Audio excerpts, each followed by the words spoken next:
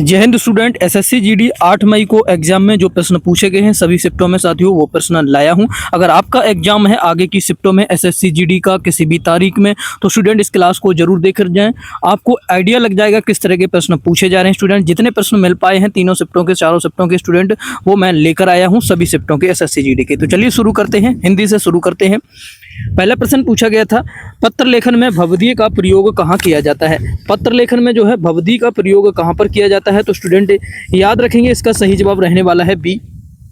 औपचारिक पत्र के अंत में भवदीय शब्द का प्रयोग किया जाता है। नेक्स्ट क्वेश्चन देखेंगे इसी तरीके से। अगला प्रश्न एक आया था नोटिफिकेशन शब्द के लिए सही हिंदी अनुवाद क्या है। नोटिफिकेशन शब्द के लिए सही हिंदी अनुवाद क्या है। हिंदी में इस तरह के प्रश्न भी पूछे जा रहे हैं। तो नोटिफिकेशन शब्द का जो सही हिंदी अनुवाद होता है याद रखेंगे स्टूडेंट अधिसूचना होता है। क्या होता है?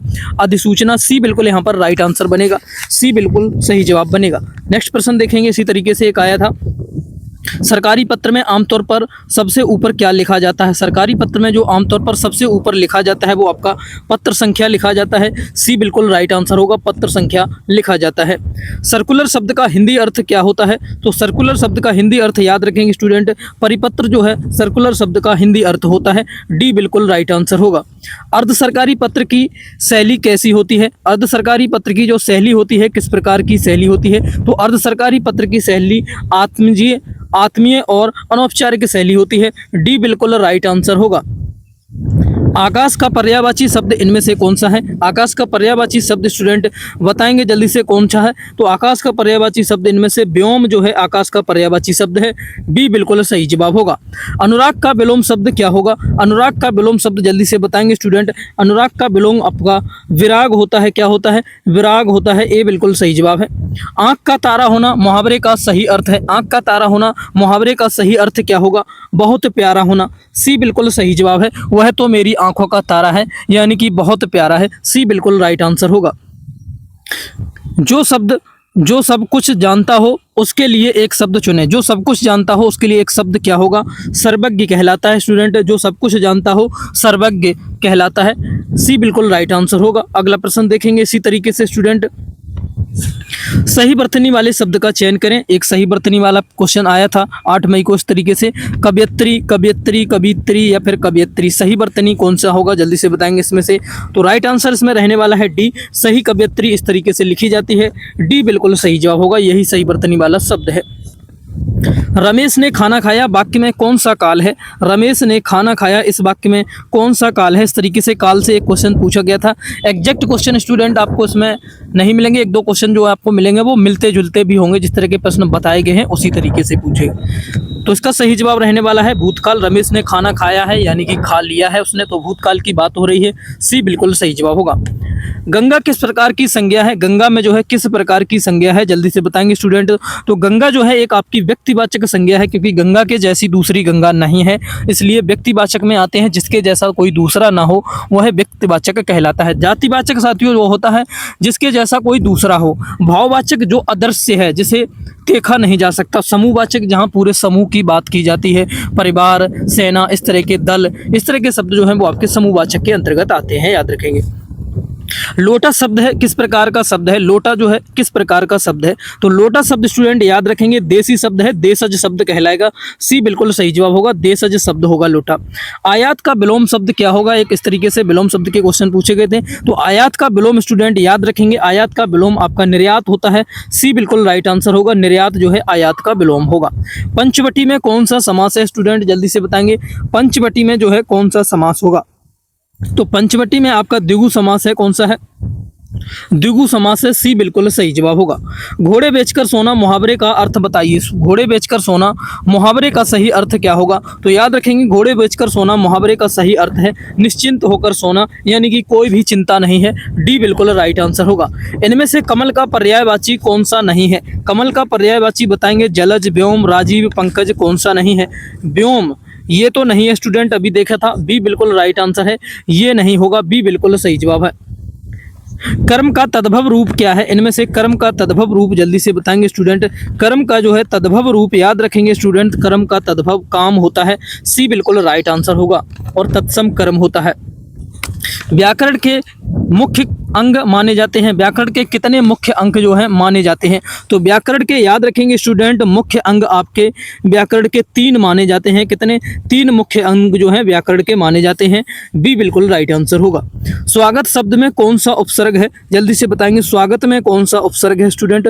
तो स्वागत में आपका सु उपसर्ग है, सुधन आगत से ही स्वागत बनता है। बी बिल्कुल सही जवाब होगा। अगले प्रश्न की ओर चलेंगे स्टूडेंट। यहाँ पर आपकी हिंदी कंप्लीट हो गई। जीके जीएस के क्वेश्चन देखते हैं किस तरह के पूछे गए हैं। हिंदी के इस तरह के प्रश्न आ रहे हैं, आप इसमें से क्या स्कोर कर पाएंगे कमेंट करके जरूर बताना, आप कितने इसमें सही कर पाते हैं। और स्टूडेंट जो साथी आगे एग्जाम है, तो जो साथी क्वेश्चन भेजना चाहते हैं तो हम आपको अपना व्हाट्सअप नंबर बता देते हैं।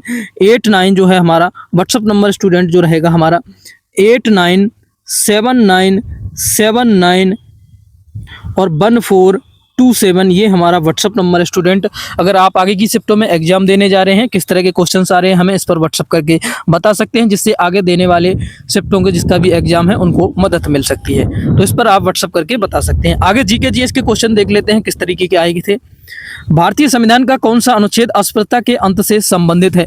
अस्पृश्यता के अंत से संबंधित आर्टिकल 17 है, याद रखेंगे स्टूडेंट। जो अनटचेबिलिटी से संबंधित है अनुच्छेद 17 है। डी बिल्कुल राइट आंसर होगा। संविधान का अनुच्छेद 32 किससे संबंधित है? संविधान का जो अनुच्छेद 32 है किससे संबंधित है? जिसे संविधान की आत्मा भी कहा था, किसने कहा था यह कमेंट करके बताएंगे। ये संवैधानिक उपचारों का अधिकार से संबंधित है। बी बिल्कुल सही जवाब होगा। राष्ट्रपति पर महाभियोग किस अनुच्छेद के तहत लगाया जाता है?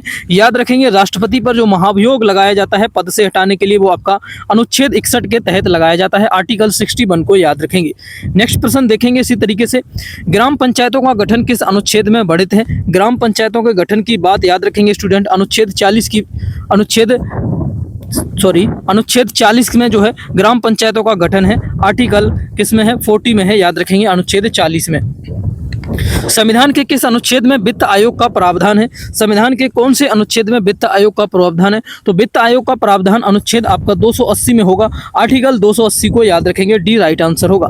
संविधान सिंधु घाटी सभ्यता का कौन सा स्थल वर्तमान भारत में स्थित है? सिंधु घाटी का सभ्यता का वर्तमान स्थल जो है कौन सा, जो अभी वर्तमान में भारत में स्थित है? तो भारत में आपका लोथल स्थित है। सी बिल्कुल राइट आंसर होगा, लोथल को याद रखेंगे। मौर्य वंश का संस्थापक कौन था स्टूडेंट? मौर्य वंश का संस्थापक पूछा गया, बताएंगे जल्दी से कौन था? चंद्रगुप्त मौर्य जो था मौर्य वंश का संस्थापक था। डी बिल्कुल राइट आंसर होगा। कलिंग का युद्ध किस वर्ष लड़ा गया था? जल्दी से कमेंट करके बताएंगे। कलिंग का युद्ध जो है स्टूडेंट याद रखेंगे आपका 261 ईसा पूर्व में लड़ा गया था। कब? 261 ईसा पूर्व, याद रखेंगे कलिंग का युद्ध। विटामिन सी का रासायनिक नाम क्या होता है? विटामिन सी का रासायनिक नाम याद रखेंगे एस्कॉर्बिक एसिड जो है विटामिन सी का रासायनिक नाम होता है। मानव शरीर की सबसे बड़ी ग्रंथि कौन सी होती है? मानव शरीर की सबसे बड़ी ग्रंथि आपकी लीवर यानी कि यकृत होती है। डी राइट आंसर होगा। बल का एसआई मात्रक क्या होता है? तो बल का एसआई मात्रक याद रखेंगे न्यूटन जो है बल का एसआई मात्रक होता है। बी राइट आंसर होगा। मानव रक्त का पीएच मान लगभग कितना होता है? मानव रक्त का जो पीएच मान होता है लगभग आपका 7.4 होता है। कितना? 7.4 जो है मानव रक्त का पीएच मान होता है, याद रखेंगे। नेक्स्ट क्वेश्चन की ओर चलते हैं। पानीपत का प्रथम युद्ध किस वर्ष लड़ा गया था? पानीपत का जो है प्रथम युद्ध जो है किस वर्ष में लड़ा गया था? तो याद रखेंगे पानीपत का प्रथम युद्ध 1526 ईस्वी में लड़ा गया था। सी बिल्कुल राइट आंसर होगा, 1526 में लड़ा गया था। भारत में सबसे लंबा राष्ट्रीय राजमार्ग कौन सा है? भारत में सबसे लंबा जो राष्ट्रीय राजमार्ग है याद रखेंगे स्टूडेंट NH44 है, नेशनल हाईवे 44 है। कौन सा है? NH44 जो है सबसे लंबा राजमार्ग है। इसरो का मुख्यालय कहाँ पर स्थित है? इसरो का मुख्यालय की बात हो जाए स्टूडेंट तो याद रखेंगे आप इसरो का मुख्यालय आपका बेंगलुरु में है। सी बिल्कुल राइट आंसर होगा, बेंगलुरु में इसरो का मुख्यालय है। गति के नियम किस वैज्ञानिक ने दिए थे? गति के नियम जो हैं कौन से वैज्ञानिक ने दिए थे? तो ये आपके आइजैक न्यूटन ने गति के नियम दिए थे, याद रखेंगे। बी बिल्कुल सही जवाब होगा। भारत के प्रथम राष्ट्रपति कौन थे? भारत के प्रथम राष्ट्रपति की बात की जाए तो याद रखेंगे डॉक्टर राजेंद्र प्रसाद जो थे भारत के प्रथम राष्ट्रपति थे स्टूडेंट। अगले प्रश्न की ओर चलते हैं। नेक्स्ट प्रश्न को देखते हैं। सूर्य के सबसे नजदीक कौन सा ग्रह है? सूर्य के सबसे नजदीक ग्रह जो है याद रखेंगे बुध जो है सूर्य के सबसे नजदीक ग्रह है। माई एक्सपेरिमेंट विद ट्रुथ पुस्तक के लेखक कौन थे? माई एक्सपेरिमेंट विद ट्रुथ जो है पुस्तक के लेखक कौन है? तो याद रखेंगे महात्मा गांधी की ये बुक है, किसकी है? महात्मा गांधी इसके लेखक थे। डी बिल्कुल राइट आंसर है। भारतीय रिजर्व बैंक ऑफ इंडिया की स्थापना कब हुई थी? आरबीआई की स्थापना की बात की जाए तो याद रखेंगे स्टूडेंट 1935 में जो है आरबीआई की स्थापना हुई थी। कब? 1935 को याद रखेंगे स्टूडेंट, 1935 है। इस तरह से साथियों क्वेश्चंस आपके जीके जीएस में बने थे। आगे साथियों ये आपके कुछ सिंप्लीफिकेशन के क्वेश्चंस हैं जो मिल पाए हैं साथियों। इस तरीके से मैथमेटिक्स में जो प्रश्न पूछे जा रहे हैं इसकी कैलकुलेशन आप कर सकते हैं स्टूडेंट। इसका सही जवाब रहने वाला है बी, 3.6 इसका आंसर होगा। अगला प्रश्न है इसी तरीके से एक और सिंप्लीफिकेशन का स्टूडेंट, इसको भी आप सॉल्व कर सकते हैं स्टूडेंट। इसका आपका आंसर सी होगा, 31 जो है इसका राइट आंसर होगा। और अगला स्टूडेंट इसी तरीके से एक क्वेश्चन और मिला था सिंप्लीफिकेशन का साथियों, इसका आंसर आपका बी होगा, 0.9 जो इसका होगा। इस तरीके के साथियों स्टूडेंट जितने प्रश्न मिल पाए थे वो मैं आपके लिए लेकर आया हूं साथियों। अगर आपका एग्जाम है तो इनको एक बार इन तरह के प्रश्नों पर, इस तरह के क्वेश्चंस पर आप नज़र बनाकर जाएंगे एसएससी जीडी में स्टूडेंट। और जो साथी चैनल से नए जुड़े हैं चैनल को सब्सक्राइब करके बेल आइकन को ऑन कर लें। जैसे ही आगे की किसी शिफ्ट का साथियों वीडियो का जो क्वेश्चंस की क्लास आएगी तो आपको जानकारी मिल जाएगी। चैनल को सब्सक्राइब करके बेल आइकन को ऑन कर लें। और स्टूडेंट जो भी साथी क्वेश्चंस शेयर करना चाहते हैं अगर आगे एग्जाम है तो व्हाट्सएप नंबर पर आप भेज सकते हैं स्टूडेंट, जिससे कि आगे के लोगों की मदद हो सके। तो चैनल को सब्सक्राइब कर लें स्टूडेंट। कोई क्वेश्चन क्वेरी है तो कमेंट में ज़रूर पूछें। कल साथियों क्लास आएगी एक और, मिलते हैं कल की क्लास में, तब तक के लिए थैंक यू, जय हिंद।